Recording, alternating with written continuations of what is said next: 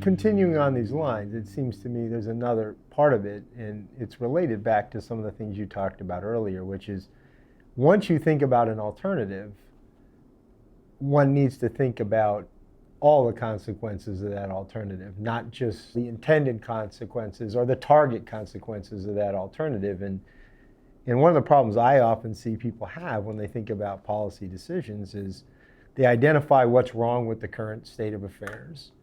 They identify what they like about some alternative, but they either don't, or because it's a difficult exercise, actually figure out what all the consequences of that alternative are going to be. And often there are consequences that you haven't even thought about. And you can see the problems with the existing system because it's right there in front of your eyes. And you often don't see, well, geez, if I tweak this, something else is going to happen. It's going to change other things other than just what I'm talking about. So I go out and I do something in the healthcare area. It affects the labor market. I talked to Casey Mulligan about, the Affordable Care Act. And one of the things he talks about is, you have a policy designed to address an issue in, let's say, the healthcare marketplace. It has profound impacts in the labor market. And you need to take those into account. And that's one of the things I think an economist naturally is trained to think about. Chicago economists in particular, people like George Stigler or Milton Friedman or Gary Becker, were very big on that idea that there were often wider consequences to policy changes.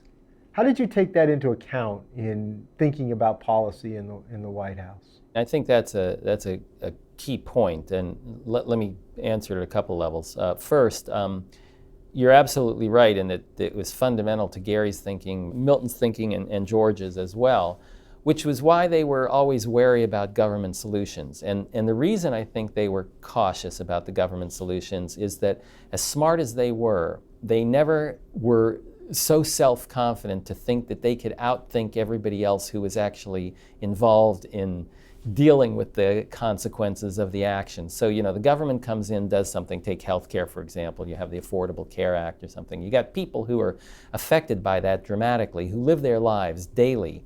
Every minute of every day, they're actually thinking about how this affects their business and what those effects are going to be. And they're taking actions that essentially try to undo the pernicious effects of those on their particular industries. Now, because they're thinking about it full time, and those people are pretty darn smart, they're going to outthink. And there's a lot of them. And there are a lot of them, exactly. They're going to outthink the few policymakers who are actually thinking about this. And I think it's for that reason that the greats were reluctant to turn things over to government and to have basically the notion that government could fix the problem. The unintended stuff, usually the notion that Milton always had was government's going to do more harm than good. That it's not that they can't come in and fix a problem, but the issue that you have to deal with is what are the other things that they end up creating as a byproduct of the solution that they propose, and it's hard to simply think through all of that. So even if they're successful at solving the narrow problem they're talking about, or they're targeting, and use the language I used earlier, that doesn't mean it would pass the cost-benefit analysis, because that would have to take account of all the costs and benefits, not just call them the intended or target consequences. That's right. And to be fair, government policymakers are not naive. They understand that there are unintended consequences of their actions. The assumption is that if they think hard about these things and if they craft a good piece of legislation or a good policy, they're going to have dealt with most of those and done it in the appropriate way.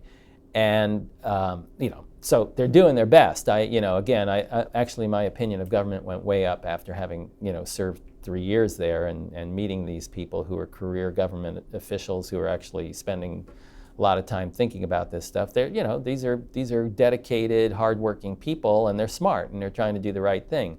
but there are dedicated, hardworking, smart people on the other side of those issues as well that are trying to do things that are making their businesses most successful. And again, as you point out, there are lots and lots of those people, and so it's pretty hard to think through that. So I think you hit it right on the head. That's really the issue. It's no different than a firm that has to think about the marketplace and take account of the fact that the world's not going to be passive and allow them to do whatever they want to do. The world is inherently looking out for their own interest, and they're going to optimize against whatever system I have. If I'm a firm and I set up a pricing scheme or a marketing scheme or whatever else it is, there will be people out there not looking to make me better off, but looking to make themselves better off. So, I mean, I guess the way I think about it is you want to apply the same model to government that you apply to people generally, that people somehow don't become omniscient, they don't become immune to